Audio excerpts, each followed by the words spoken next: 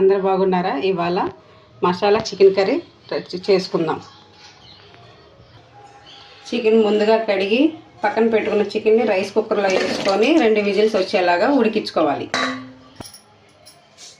ముందే తరుముకున్న 2 ఉల్లిపాయలు, 3 టమాటాలు, 2 పచ్చిమిరకాయలు, 1 రెబ్బ కరివేపాకు. కళాయి పెట్టుకొని కళాయి వేడెక్కాక 2 స్పూన్ల ఆయిల్ వేసుకోవాలి. ఆయిల్ వేడెక్కాక చెక్క లవంగాలు 2 వేసుకోవాలి.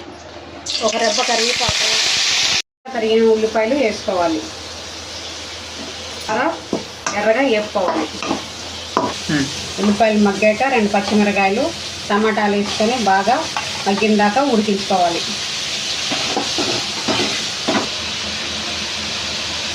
హాఫ్ స్పూన్ పసుపు, ఉప్పు రుచికి సరిపడినంత, అల్లం చిన్నులపాయ పేస్ట్ 1 స్పూను,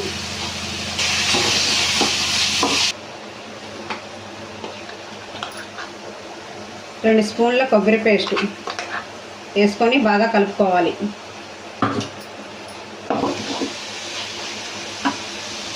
ముందుగా ఉడికించిన చికెన్ వేసుకొని బాగా కలుపుకోవాలి.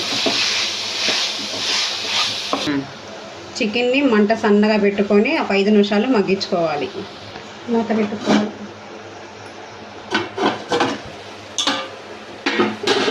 బాగా కలుపుకొని 3 స్పూన్ల కారం వేసుకోవాలి.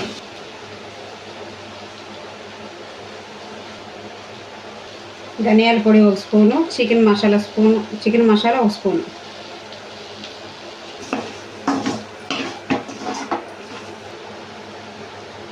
బాగా కలుపుకున్న తర్వాత చివరిగా కొత్తిమీర వేసుకొని ఒక 10 నిమిషాలు మగ్గించుకొని స్టవ్ ఆఫ్ చేసుకోవటం.